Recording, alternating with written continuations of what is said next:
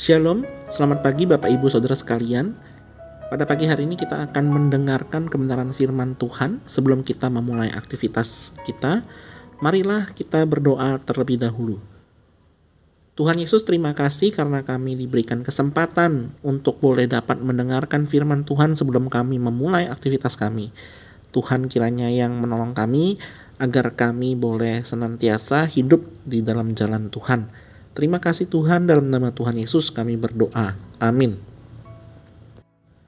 Pada pagi hari ini saya akan memberikan tema renungan dengan judul yang ditunggu-tunggu. Terambil dari Ibrani 10 ayat 19 sampai dengan yang ke-22. Demikian firman Tuhan. Jadi saudara-saudara, oleh darah Yesus kita sekarang penuh keberanian dapat masuk ke dalam tempat kudus. Karena ia telah membuka jalan yang baru dan yang hidup bagi kita melalui tabir, yaitu dirinya sendiri. Dan kita mempunyai seorang imam besar sebagai kepala rumah Allah. Karena itu marilah kita menghadap Allah dengan hati yang tulus ikhlas dan keyakinan iman yang teguh. Oleh karena hati kita telah dibersihkan dari hati nurani yang jahat dan tubuh kita telah dibasuh dengan air yang murni. Sedemikian jauh pembacaan firman Tuhan, mari kita merenungkannya. Sudah hampir 5 bulan sejak peristiwa penyerangan dari grup Hamas, yaitu yang membela Palestina, masuk ke Israel dan kemudian terjadi perang di antara mereka. Waktu 5 bulan ini bukanlah waktu yang singkat. Sudah banyak terjadi korban jiwa, khususnya memang terjadi banyak korban jiwa di dalam rakyat sipil dari Palestina. Kebanyakan itu adalah wanita dan juga anak-anak. Saya pernah melihat sebuah video di mana mereka itu sedang mengantri untuk menunggu pembagian makanan. Makanannya itu pun juga sederhana. Mereka hanya diberikan antara sup atau bubur dan juga hanya 1 roti saja. Itu untuk 1 hari. Saya tidak akan membahas tentang masalah perpolitikan atau perang yang ada di Palestina ataupun Israel, tapi saya mencoba memposisikan sebagai korban perang. Kalau saya seandainya menjadi korban perang, menempati posisi mereka, pasti saya juga menunggu yang namanya makanan itu. Mereka hanya bisa makan sehari sekali, atau mungkin kadang-kadang mereka juga tidak makan. Tetapi sebenarnya yang mereka tunggu adalah masa-masa di mana perang itu sudah usai. Masa-masa di mana anak-anak kembali ke sekolah, masa-masa di mana para wanita mengurus suaminya, mengurus rumah tangganya. Mereka menantikan masa-masa damai itu terjadi. Kemudian saya mencoba merefleksikan ke dalam iman Kristen.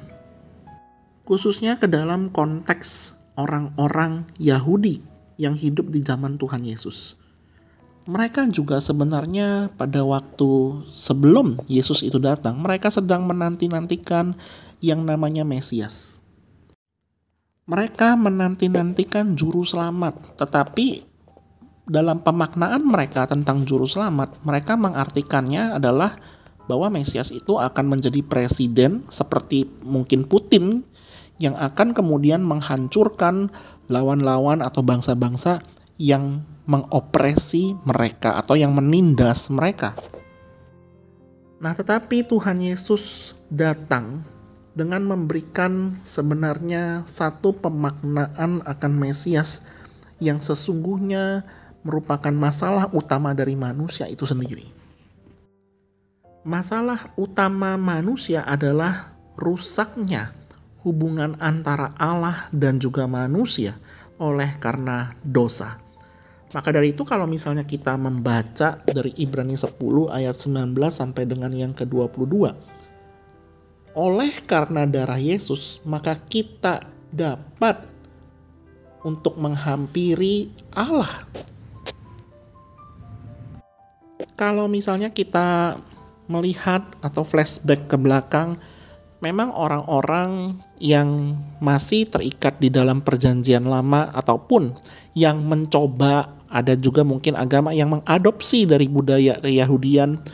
Mereka perlu yang namanya mempersembahkan korban berupa darah kambing ataupun darah sapi agar mereka itu bisa diterima di hadapan Allah.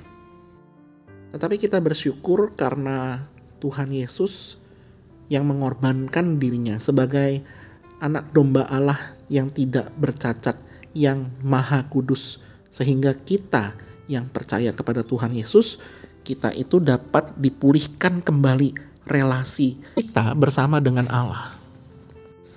Permasalahannya adalah orang-orang Kristen seringkali, bahkan dari dulu sampai dengan sekarang, itu tidak pernah melihat darah atau pengorbanan daripada Tuhan Yesus itu sebagai sesuatu yang sangat mahal dan tidak ternilai.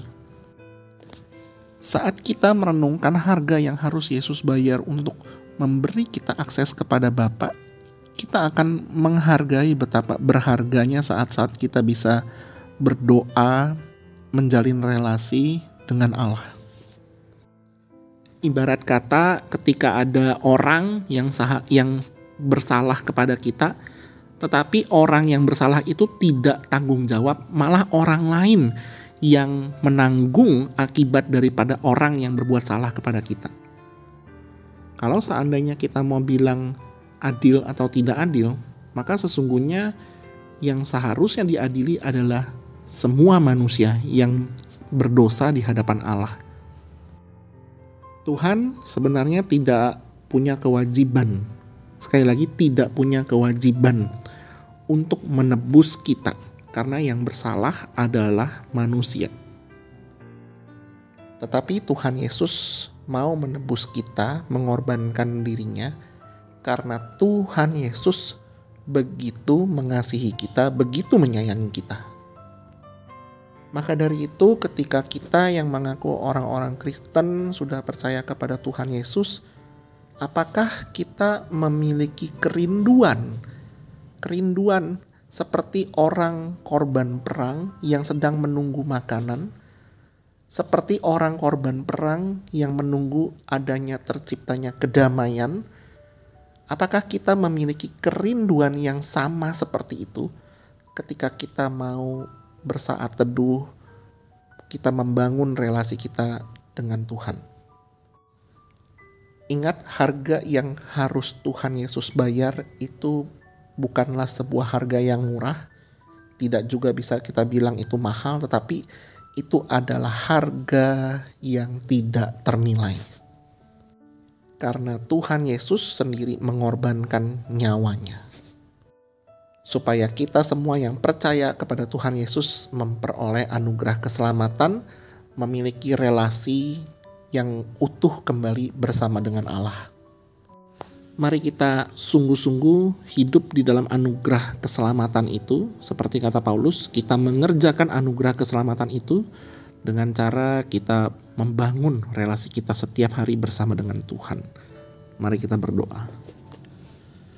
Terima kasih Tuhan karena kami diberikan kesempatan untuk boleh merenungkan kembali firman-Mu.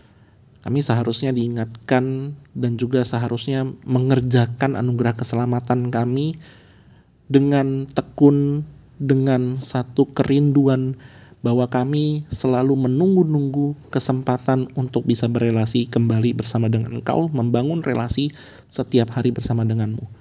Tetapi kami manusia-manusia yang lemah ini, yang berdosa ini sering lupa dan juga sering kali mendukakan hati-Mu ya Tuhan.